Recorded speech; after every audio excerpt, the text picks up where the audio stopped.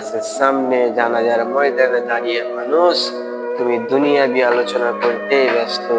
তুমি মানুষ বুঝলে না তুমি কার সামনে দাঁড়িয়ে দুনিয়াবি আলোচনা করছো?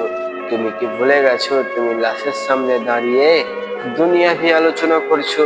হাই আফসোস, তুমি বুঝলে না কাল ওই ব্যক্তিরা দুনিয়াতে ছিল, আজ নেই, ওই ব্যক্তিরা লাশ হয়ে গেছে। আজ তুমি আছো, কাল থাকবে কি থাকবে না কোনো গ্যারান্টি নেই, হতে পারে কাল তুমি লাশ হয়ে যাবে। কিন্তু তার তুমি একবারও ফিকির করলে না, তার তুমি চিন্তা ফিকির করলে না। কিন্তু তুমি কি মানুষ? তুমি লাশের সামনে দাঁড়িয়ে সেই ব্যক্তিরা কবরে দাফন করে দিয়ে আসবো, তার চিন্তা ফিকির একবারও করলে না। কি হবে সে ব্যক্তিরা একবারও চিন্তা ফিকির করলে না। আবার বলো তুমি যার যা হবে দেখে নিয়েছে, তুমি তার সামনে লাশের সামনে দাঁড়িয়ে আবার দুনিয়াবি আলোচনা করো। একটুকু তোমার লজ্জা লাগে না? হাই আফসোস।